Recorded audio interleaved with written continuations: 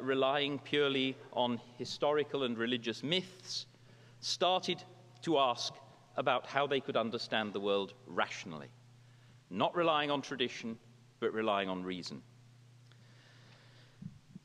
There were, in fact, in ancient Greece, many different philosophers, many different schools. Plato and Aristotle are obviously the most familiar today, for a reason that we'll come to. But there were lots of others. The Pre-Socratic philosophers, the philosophers who preceded Socrates. Socrates was the great teacher of Plato. Plato founded his academy, from where the word academic comes. The academy actually persisted for 800 years, and there were quite a lot of different philosophers through that period. Aristotle founded his own school, the Lyceum. Again, various philosophers came out of that. There were various groups of skeptics, notably the Pyrrhonian skeptics, named after the philosopher Pyrrho.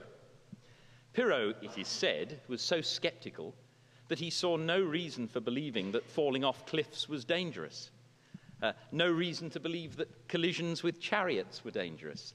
So, allegedly, he had to be followed round everywhere by his friends who would pull him out of the way whenever he got near a cliff or whenever a chariot came into view. He's supposed to have lived to over 90, so I think his friends were quite successful, or maybe those stories aren't entirely true. The Epicurean philosophers, the Stoic philosophers, again, very famous schools of philosophy. So there was a huge variety of philosophy in ancient Greece.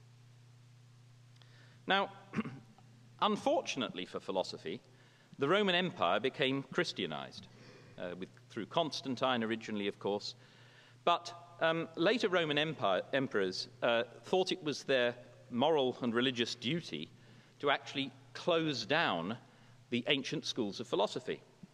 So, for example, a lot of libraries were destroyed in 391 AD in particular.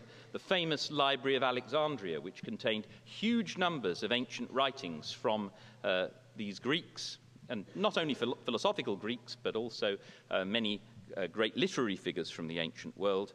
A huge number of their works were burned. We know about them only by report.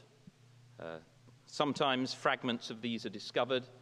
Now ways are being found of actually recreating some texts, even from burnt fragments. In 529 AD, all of the non-Christian schools were closed down. So Plato's academy, which had been going for all those hundreds of years, was closed. As a result, we have very few texts from these ancient philosophers. The ancient skeptics, for example, their work is primarily known through only 3 texts. One of them is Sextus Empiricus, Outlines of Pyrrhonism. Another is Cicero's Academica. And the third is a work by a chap called Diogenes Laertius, who wrote Lives of the Great Philosophers, with lots of little snippets describing their interesting lives and deaths. For example, one of them, allegedly, jumped into a volcano to prove that he was a god. I don't think the proof worked. Another one got dropsy, and in order to cure himself, covered himself with dung and lay down in the marketplace. And apparently the local dogs, not realizing what it was, came along and ate him. So, for many of these ancient philosophers, all we know about them is a few snippets in Diogenes Laertius. And given that kind of story, you can see that we can't view them with tremendous authority. Plato and Aristotle were somewhat privileged. Plato, very early on, played a part in the development of Christian doctrine. If you look at Christian doctrine such as the Incarnation and the Trinity, there are clear signs of Platonic thought there. Aristotle became a great authority in the later medieval period, most famously through Aquinas. You've seen the film The Name of the Rose, or read the book, for example. You see the sort of veneration with which Aristotle was held in the later medieval period. And this synthesis of Christianity and Aristotelianism became totally dominant in the medieval monastic schools. And so we get scholasticism. So scholasticism was the movement based on Aristotle, but developed beyond Aristotle, incorporated into Christianity, and taught as orthodoxy throughout Christendom. Well, here is a sketch of Aristotle's universe. You'll see that in the story that follows, astronomy plays quite a significant role. That might seem surprising, but I'm sure you'll understand soon. The Aristotelian worldview obviously places the Earth right at the center. The Earth is surrounded by water, or largely surrounded by water. Beyond that, we have the sphere of air, then fire, then the sphere of the moon, Mercury, Venus, the sun, and so on. The outermost crystalline sphere contains the fixed stars, and these rotate around us, which is why we see the stars moving in the sky. There's a sharp difference between everything below the sphere of the moon and things outside. Below, in the sublunary world, we have change, decay, the sorts of things that we are familiar with in the world. Beyond the moon, everything is perfect. Things move in perfect circles.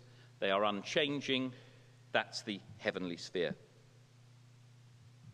And we'll see that it was really the breaking apart of this picture that played a very major role in the development of modern philosophy.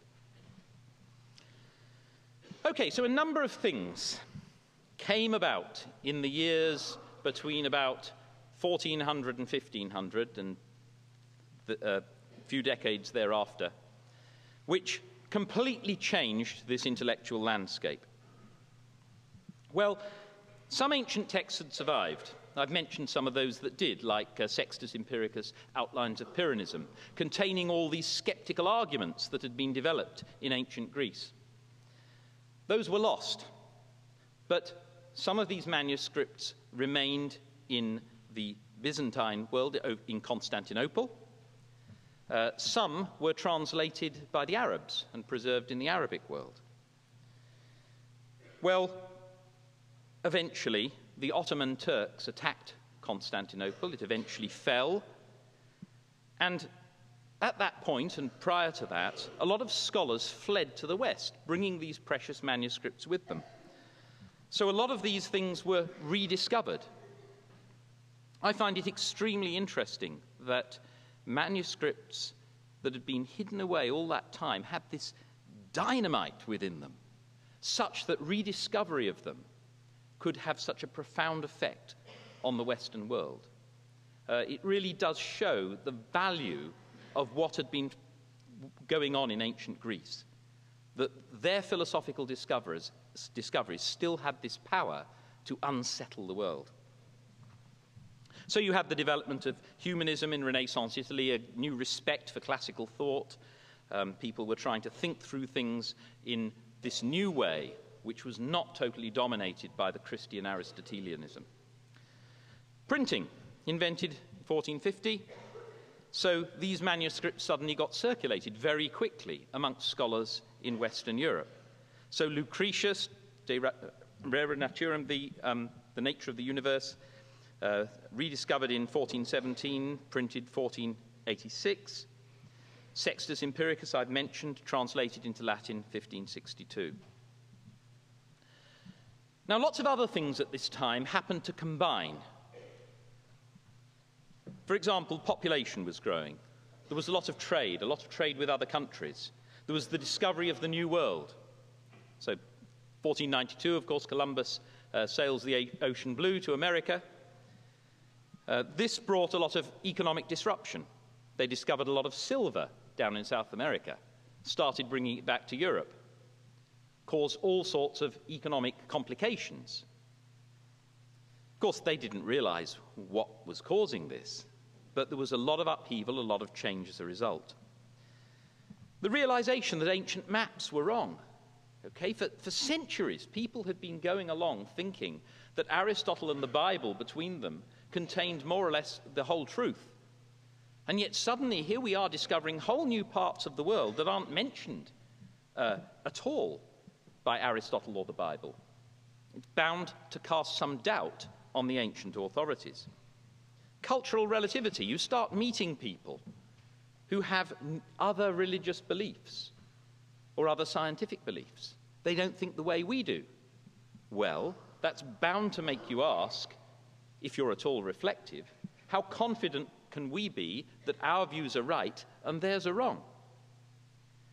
Technology, gunpowder, centralization of power. Again, imagine what a difference it makes once gunpowder has been discovered. It is no longer the case that somebody can simply sit walled up in their castle and wait for the enemy to go away. Fundamental change in the technology of warfare inevitably brings big political differences. And the very fact that Constantinople had fallen was partly due to this discovery. So some of these things you might think, well, how can they have an effect on the history of thought? Well, the effect is to cause this massively complicated upheaval in all sorts of areas of life. Suddenly doubt is cast on all sorts of assumptions that people have taken for granted for generations. A nice example of this, I think, is the Mappa Mundi. This is a famous map. It's in Hereford. It dates from about 1290, and it's based on the writings of Erosius, who was a pupil of St. Augustine. So this was based on theory going back sort of 800 years. And the view of the world had basically not changed over that time. That's the whole world. Jerusalem is at the center of it. Now imagine that you have that kind of teaching that's come down for all those many hundreds of years, completely unchanged, and then suddenly people start bringing back stories of distant lands, America, with lots of tangible evidence of a very different new world. It's bound to have a profound effect on your worldview. And then, of course, along came the Reformation. So in 1517, Luther rebelled against the Church of Rome. Quite a number of things. One of them was his objection to the selling of indulgences. So if you were a churchman, you could get one of your parishioners who'd done something wrong. You would persuade them that if they paid lots of money to the church, that it would go better for them in the afterlife. And this was clearly an abuse. It was very widespread. It's one of the things Luther protested against. Many parts of Europe, especially in Northern Europe, quickly became Protestant. Of course, Luther wasn't the only influence. People like Calvin and John Knox and so on. But you ended up getting huge, savage wars. The 30 Years' War, which was mainly fought over German lands. The Civil War in England. These were extremely vicious, nasty wars, going on for a long time, setting family against family, and so forth. In 1648, you get a peace eventually, but it's described as a peace of exhaustion. People are so fed up with all the religious war, they don't want to go on killing each other. There isn't really a settlement in any theoretical sense. It's not as though one side wins and the other loses. They just agree to differ. So in the German lands, you get an agreement that essentially everybody has to obey the religion of their prince. So if I live in a particular area and my prince happens to go Roman Catholic or Protestant, I have to follow. And that clearly is just a compromise intended to stop the killing. Now imagine in the middle of all this, you read stuff written by these ancient skeptics, in particular Sextus Empiricus, and you naturally get to asking yourself this sort of skeptical question, the problem of the criterion. Okay, I'm faced with two different people. One person says the criterion of truth is religious tradition as taught by the church.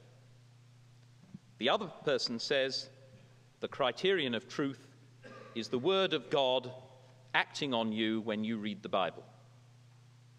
Okay, how do I know which criterion is right?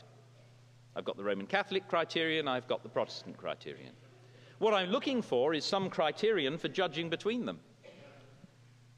But that is to ask for exactly the thing that I'm looking for.